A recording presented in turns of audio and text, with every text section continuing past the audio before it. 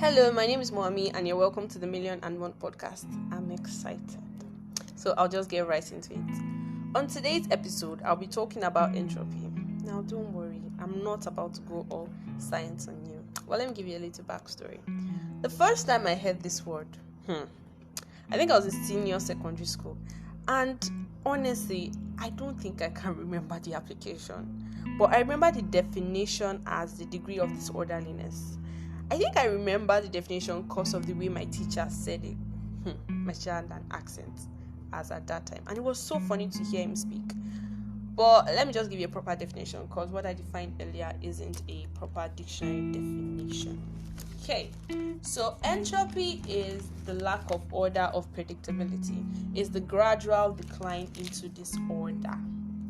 Now, that does not sound pretty at all. And I'm sure you're wondering, why are you talking about this? That's because it's something that you're very familiar with. Sometimes you make plans and then you're like, from today, forward ever, backward never. And that is when it seems like all hell just breaks loose on your head. And then you're getting called from here and this one spoils, your tap spoils, your slippers. Just sometimes it's not even the mundane things, it's real life issues. I am wondering, what's happening? Did I do something wrong? And I get it. Well, over the years, I've heard a saying that expect the best and prepare for the worst. Well, I'm not going to say anything about that saying now.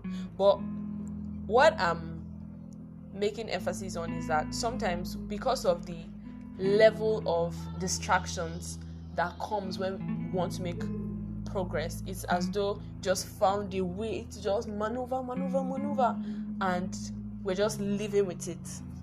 But the perspective I want to bring today is that sometimes we really have to fix things from its foundations, because as much as you want to make progress, you want to move forward, it's better to take a step back and check. I have a piece for you and I really, really hope you enjoy it. So here it goes.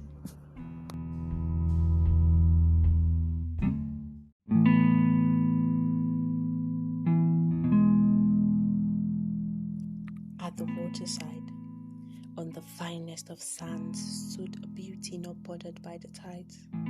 State of the art and well furnished with materials of top-notch quality, a 21st century house.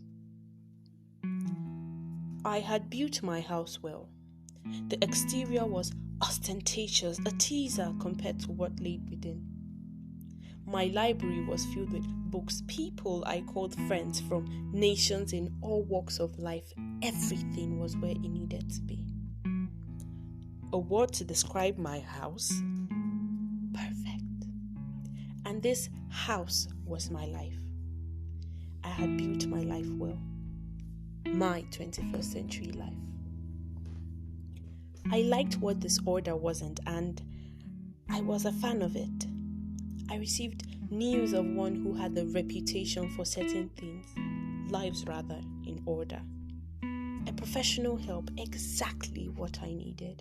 One to properly organize my life to my taste. And so, faster than a meteor, my request had ascended to the mailbox of the heavens. And unlike Daniel, for an answer, I did not need to wait 3 7s, no angelic visitations, no wrestling in the heavens, no visions, just a fine-looking man knocking at my door, the door of my heart, to let him in. Well, from the looks of his hand, it seemed like he was quite experienced, and the scabs and nail holes in them told me all I needed to know about his CV. His job specification: interior decorator. His name shouldn't bother you right now. His terms of agreement were 2 T's. First, to totally submit all I had to him, and to trust him. An easy one I perceived it to be, so I accepted. I let him in. And impressively, once I did, he got to work. all was going just fine. Just fine until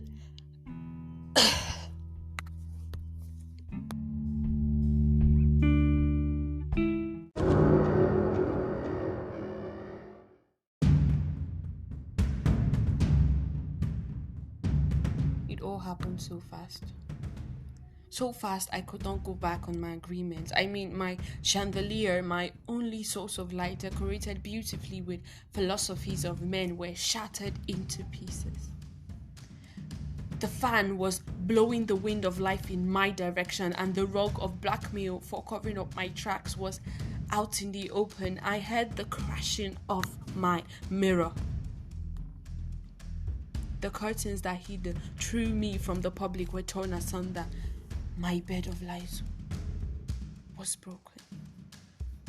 My cushions of complacency were upside down. My makeup of fame was missing. My heels of power were in the trash can. My disguised wall of insecurities were smashed. I can't even talk about my bathroom. My bathroom where I could comfortably be naked and unashamed. I mean, chambers of diverse kinds of perversion, of drugs and drunkenness, sank in. My fridge, where I had stored my trust in myself, had a power surge, and this made my kitchen, home of cooked up lies, go up in flame. I saw my library with my very own eyes, my library of friends burn, and the only source of communication with my world, my phone and lines, got destroyed. I mean, the damage had been done, and the worst was even yet to come. The tide rose.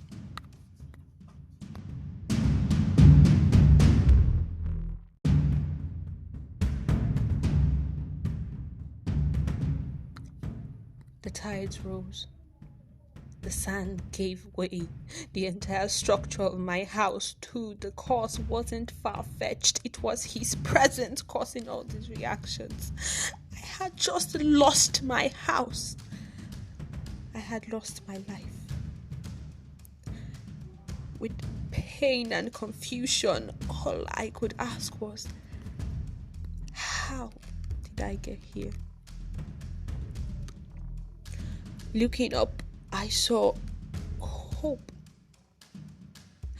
I saw hope in his eyes, and the holes in his hands were evidence enough that he knew quite well what he was doing. Last thing I surrendered was my certificate of ownership of my earthen vessel, my life, the totality of it. He was the quality I asked for. So if he was to build, he would, after the order eternal. And that he did. He started building on the rock. The paint was blood drawn from his very veins. The house was filled with bounties unending. It was a city on a hill this time around. This time I did not need a chandelier because his word was a lamp and a light. I did not need a fan because I followed the wind of his spirit, nor a mirror because I beheld his face. I did not need a fridge to preserve myself anymore because I was now the salt of the earth. My bathroom was his presence where I could truly be naked and unashamed, and to ensure he set his spirit to be my caretaker of my new founded house. In that I found life unending.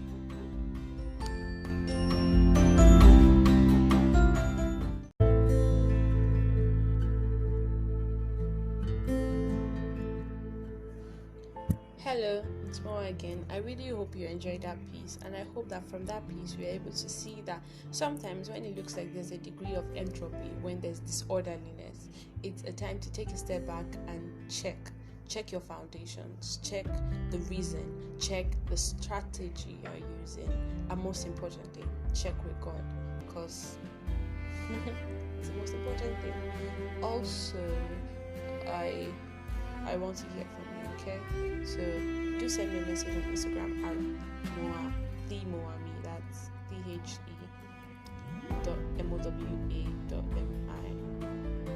then on Twitter at Mowa_mi. You can send me a mail at mijayamowa@gmail.com.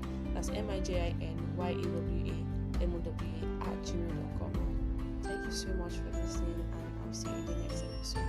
Bye.